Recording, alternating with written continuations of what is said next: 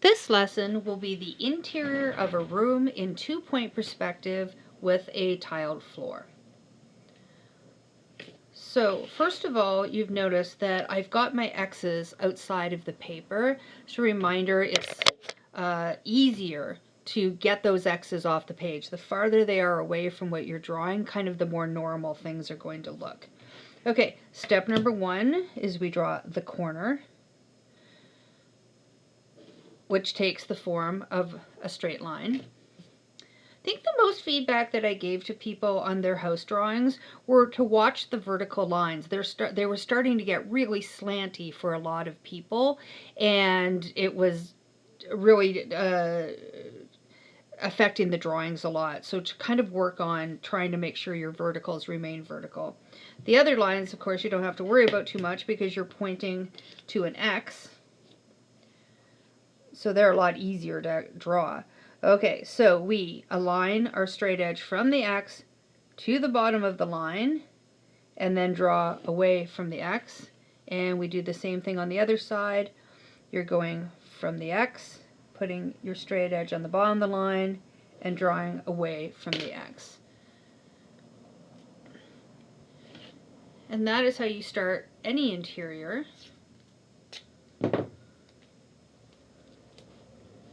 So in one-point perspective, we used a grid technique in order to create something that could be floor tiles. And what does that look like in two-point perspective? So the technique remains the same. The first thing we need to do is take the wall and start dividing it up, in this case, we need to do that for both the walls before we can proceed. And we're going to end up with something that looks like this. So the first thing I need to do is start dividing the walls. And I have to draw my lines a little darker than I'd like to, just so that you're able to see them. But reminder, these are blocking lines. Keep them pretty light. They come in really useful for drawing more things later. So it's kind of nice not to have to erase them. So reminder, to find the middle, you go from one corner to the other corner. Where they intersect, you go straight up and down. We've now divided this wall into two. And I'm going to continue to do that. So I'm going to take this side. I'm going from this corner to this corner.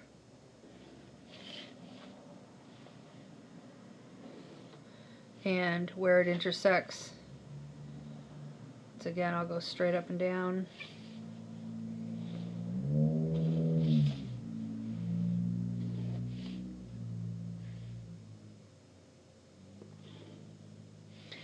And I've now divided my wall into four. I'm going to divide each one of those rectangles one more time so that we have 8.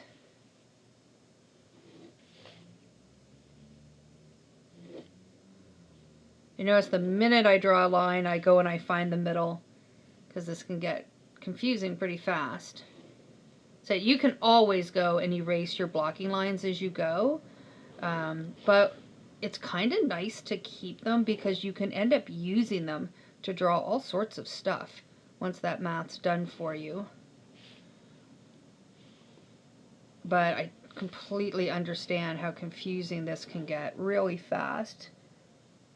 I've already done it right there. So if you need to, absolutely just erase as you go.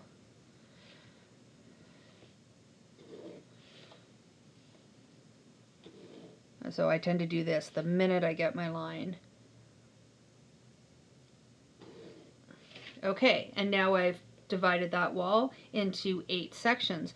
Once again, they should be getting just slightly bigger every single time because they're coming closer to you as they come this way. And now I'm going to do the same for the other wall.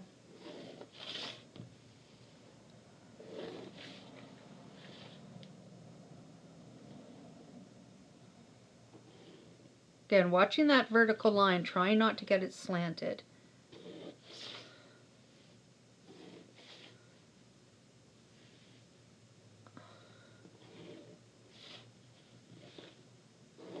Dividing this side,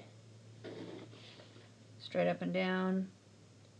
As I said, you will become this fast with practice. That's what learning new skills is about. It's about practicing those skills and having the ability to do things without even really kind of having to stop and think about it. It just becomes natural for you to take any space and to go from one corner to the next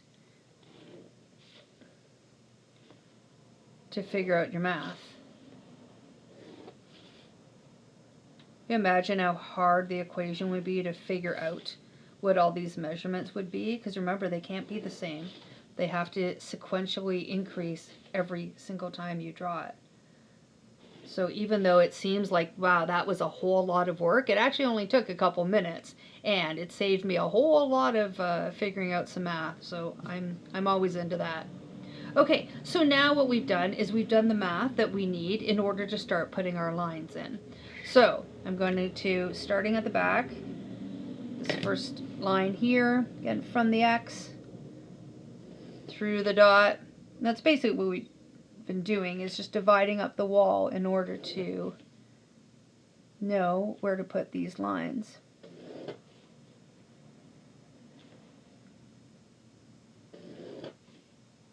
It's really important that you're always going right from the middle of the X. If you're even slightly off that X, it can become really obvious in a drawing that's this precise. So it's worth it to always take the time. Need to do this last little corner here as well. And you can already see at this point, if we were doing hardwood flooring, perfect. We have all the lines that we need. How many other things that we could use? Remember, transferable skills. As you're learning new skills, just because I say we're drawing a tile floor, what else could we be using these skills to do? Should always be in the back of your mind. Okay, and now I'm going to go ahead, and when I look at this one doesn't look bigger than this one. I think I rushed it a bit too much. I don't think I was as precise. So I'm going to fix it a little. I'm going to come in just a little bit in here. I'm not going to start that whole thing over again, but it's important to recognize, is the math correct? And if not, what do you need to do to fix it? As long as things are getting larger as they come forward in a sequential manner, then it'll look good.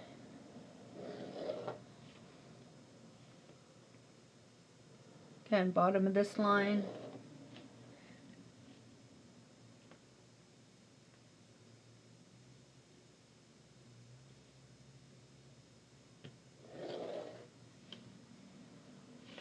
Switch the side. Oh. There we go. So from middle of the X, bottom of this line, and one more right here in the corner.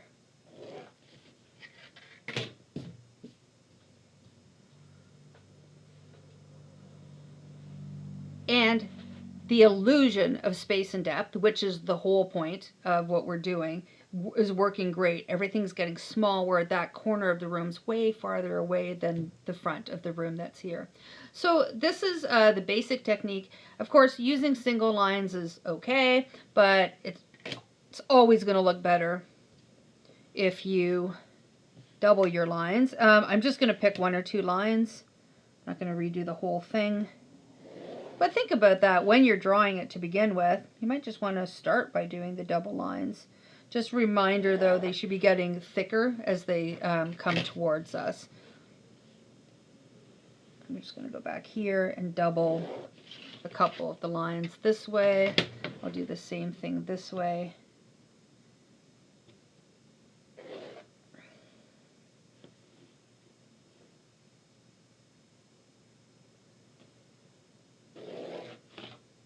And you can see how much more interesting it is when we look at this section when you have the double lines.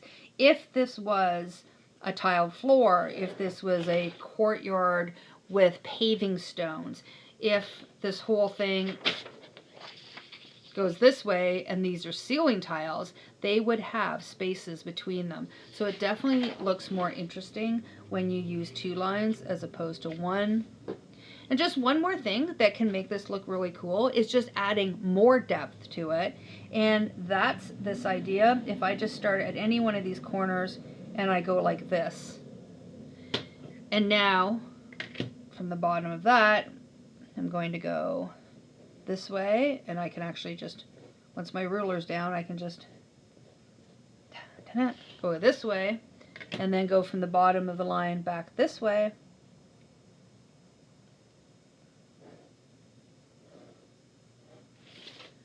And I can keep doing that straight up and down this, straight up and down, straight up and down. Again, try to keep these as straight up and down as you can. I think that's, even see that one right there, I'm getting slanted on it. Again, you should probably take the time. If this was my good drawing, I would absolutely be taking the time, making sure that everything's straight up and down. It makes a big difference. And then going back this way, straight up and down in my corners. But you can see the effect that this is going to have on this one. If I go and just shade it in a little bit. It's so much more interesting to go from the one line to the double line and then to go and add that depth. This is exactly the same technique that we did to show the windows. And again, it could be, if it's a ceiling, you could have recessed tiles up there. You could make skylights if I made one of them a bit deeper, like this, and then showed like these glass skylight. Transferable skills. All right, so that's it for this lesson. This grid is something that becomes really useful for drawing so many things. So learning the basic technique for creating a grid is one of the more useful techniques that you'll learn in 2-point perspective.